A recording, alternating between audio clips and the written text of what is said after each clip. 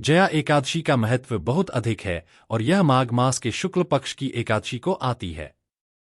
इस एकादशी का व्रत करने से सभी पापों से मुक्ति मिलती है और स्वर्गलोक की प्राप्ति होती है। इसकी कथा के अनुसार प्राचीन काल में स्वर्ग में मल्यवान नाम का एक गंधर्व रहता था। वह गंधर्व बहुत ही सुंदर और प्रतिभाशाली था। एक बार इंद्रदेव ने देवताओं के साथ एक भव्य उत्सव का आयोजन किया, जिसमें मल्यवान को गाना गाने और पुष्पवती नामक अप्सरा को नृत्य करने के लिए बुलाया गया। पुष्पवती बहुत ही सुंदर थी और जब वह नृत्य कर रही थी, तब मल्यवान उसके रूप और सौंदर्य पर मोहित हो गया।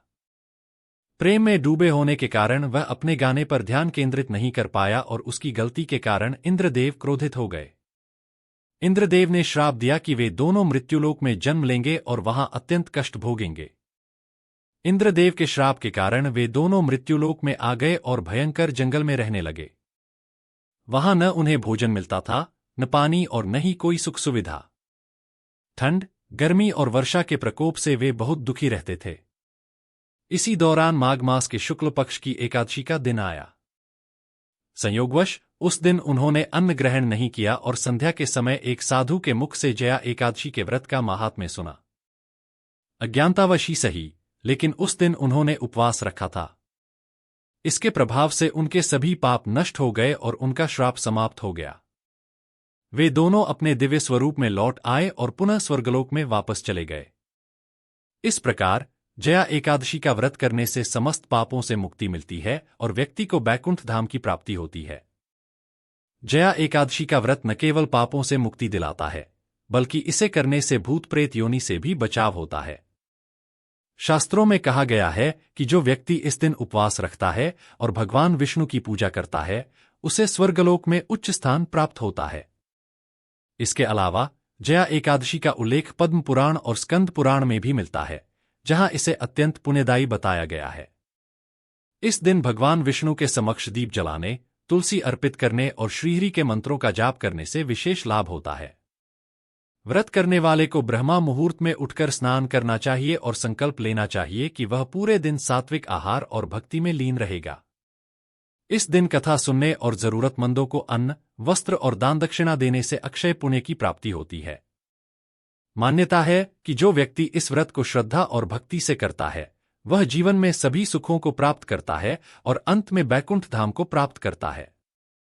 जया एकादशी का महत्व केवल स्वर्ग प्राप्ति तक सीमित नहीं है, बल्कि यह व्रत जीवन में सुख समृद्धि और शांति भी लाता है।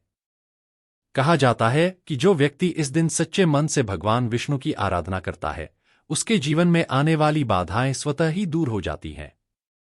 विशेष रूप से यह व्रत उन लोगों के लिए अत्यंत लाभकारी माना जाता है जो किसी भय, मानसिक तनाव या बुरे सपनों से परेशान रहते हैं। इस दिन व्रत रखने वालों को ब्रह्मचर्य का पालन करना चाहिए और झूठ, क्रोध तथा बुरे विचारों से बचना चाहिए। रात्रि में जागरण और भजन कीर्तन करने से विशेष फल प्राप्त होता है।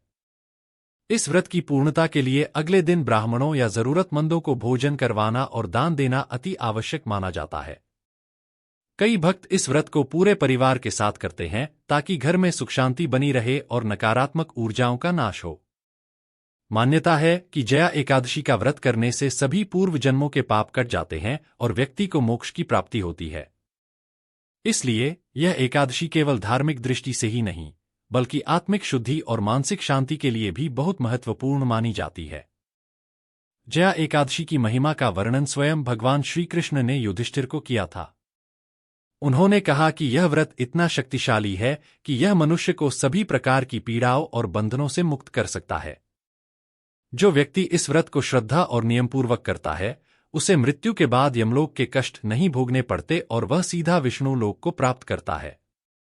इसके अलावा इस एकादशी का संबंध विशेष रूप से आत्मिक शुद्धि से है। जो लोग अपने जीवन में बुरी आदतों, नकारात्मक सोच या अन्य मानसिक विकारों से जूझ रहे हैं, उनके लिए यह व्रत संकल्प शक्ति को मजबूत करने वाला होता है। भगवान विष्णु की कृपा से व्यक्ति के मन में अच्छे विचार उत्पन्न होते हैं और उसके जीवन में सकारात्मक परिवर्तन आने लगते हैं। ऐसा भी कहा जाता है कि इस दिन यदि कोई व्यक्ति श्री हरि के मंत्रों का जाप करता है, विशेष रूप से नमो भगवते वासुदेवाय या श्री विष्णु सहस्रनाम का पाठ करता है, तो उसे 10,000 गाय दान करने के बराबर पुण्य प्राप्त होता है। तुलसी पत्र अर्पित करने और गंगाजल से भगवान का अभिषेक करने से भी अनंत पुण्य मिलता है। इस दिन दान पुण्य का भी विशेष महत्व है। भोजन, वस्त्र और धन का दान करने से व्यक्ति को समृद्धि और वैभव प्राप्त होता है। यदि कोई व्यक्ति संतान सुख की इच्छा रखता है तो उसे इस दिन भगवान विष्णु और माता लक्ष्मी की संयुक्त रूप से पूजा करनी चाहिए। अतः जया एकादशी केवल मोक्ष प्रदान करने वाली ही नहीं, बल्कि सांसारिक जीवन की समस्याओं को दूर करने और सुख शांति प्रदान करने वाली भी मानी जाती है। जया एकादशी का प्रभाव इतना शक्तिशाली माना जाता है कि इसे करने से न केवल इस जन्म के, बल्कि पूर्व जन्मों के भी पाप समाप्त हो जाते हैं। यह व्रत विशेष रूप से उन लोगों के लिए लाभकारी है जो अकाल मृत्यु, बुरे स्वप्न, भय या किसी प्रकार की अज्ञात बाधा से परेशान रहते हैं। भगवान विष्णु की कृपा से इस व्रत को करने वाले व्यक्ति के चारों ओर एक दिव्य रक्षा कवच बन जाता है जो उसे हर प्रकार की नकारात्मक ऊर्जा से बचाता है। इस दिन ब्रह्मा मुहूर्त में उठकर स्नान करने के बाद व्रत का संकल्प लेना चाहिए और पूरे दिन भगवान विष्णु का ध्यान करना चाहिए। घर के मंदिर में दीप जलाकर श्रीहरि के समक्ष तुलसी पत्र और पीले फूल अर्पित करने से विशेष फल मिलता है। भोजन में सात्विक आहार का सेवन करना चाहिए और यदि संभव हो तो निर्जल या फलाहार व्रत रखना उत्तम माना जाता है। पुराणों में उल्लेख मिलता है कि जो व्यक्ति इस दिन कथा श्रवण करता है और रात्रि में जागरण करके विष्णु सहस्रनाम का पाठ करता है, उसे वैकुंठ धाम की प्राप्ति होती है। इस एकादशी का व्रत दाम्पत्य जीवन में मधुरता लाने के लिए भी उत्तम माना जाता है। यदि पति पत्नी इसे साथ में करते हैं तो उनके बीच प्रेम और समर्पण की भावना बढ़ती है और गृहस्थ जीवन में सुख शांति बनी रहती है। व्रत की पूर्णता के लिए अगले दिन किसी ब्राह्मण, गरीब या जरूरतमंद को भोजन कराना और दान देना आवश्यक होता है। इस दिन किया गया दान कई गुना फल देता है और पितरों की आत्मा को भी शांति मिलती है। अतः जया एकादशी केवल पापों का नाश करने वाली ही नहीं, बल्कि जीवन में सुख समृद्धि और मानसिक शांति प्रदान करने वाली भी मानी जाती है। समुद्र मंथन के दौरान अमृत की प्राप्ति हुई, जिससे असुर और देवता दोनों उसे प्राप्त करने के लिए संघर्ष करने लगे। भगवान विष्णु ने मोहिनी रूप धारण कर अमृत केवल देवताओं को प्रदान किया। यह देखकर असुरों में क्रोध उत्पन्न हुआ, विशेष रूप से जलंधर नामक असुर ने इसका विरोध किया। जलंधर की पत्नी वृंदा भगवान विष्णु की परम भक्त थीं और उनकी तपस्या के कारण जलंधर अजेय हो गया। देवताओं ने भगवान विष्णु से सहायता मांगी, तब विष्णु ने जलंधर को पराजित करने के लिए एक चाल चली। उन्होंने जलंधर का रूप धारण कर वृंदा का पतिव्रता धर्म भंग कर दिया। जब वृंदा को इस छल का पता चला तो उन्होंने क्रोधित होकर विष्णु को श्राप दिया कि उनका रूप एक पत्थर में परिवर्तित हो जाएगा। वृंदा ने अपने प्राण त्याग दिए और उनके शरीर से तुलसी का पौधा उत्पन्न हुआ। भगवान विष्णु ने उनके तप को सम्मान देते हुए घोषणा की कि जो भी उन्हें तुलसी के पत्तों से पूजेगा, उसकी भक्ति उन्हें शीघ्र प्राप्त होगी। इस प्रकार तुलसी की उत्पत्ति हुई। तुलसी को भगवान विष्णु की प्रिय मानी जाती है और इसे हर शुभ कार्य में उपयोग किया जाता है। तुलसी विवाह का महत्व भी इसी कथा से जुड़ा है, जहां तुलसी को भगवान विष्णु के स्वरूप शालिग्राम से विवाह कराया जाता है। ऐसा माना जाता है कि तुलसी के बिना भगवान विष्णु की पूजा अधूरी रहती है। इसी कारण हर हिंदू घर में तुलसी का पौधा लगाया जाता है और उसकी नियमित पूजा की जाती है।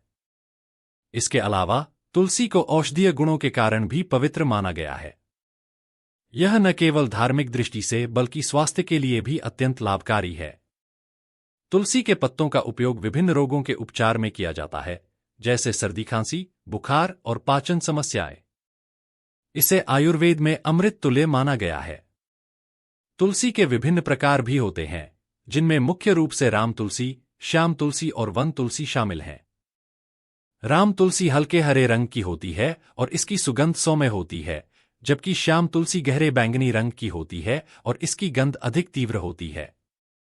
वन तुलसी अधिकतर जंगली क्षेत्रों में पाई जाती है और इसका उपयोग औषधीय गुणों के लिए किया जाता है। धार्मिक ग्रंथों में कहा गया है कि तुलसी के पौधे के नीचे बैठकर मंत्र जाप या ध्यान करने से सकारात्मक ऊर्जा मिलती है और घर में सुख समृद्धि बनी रहती है।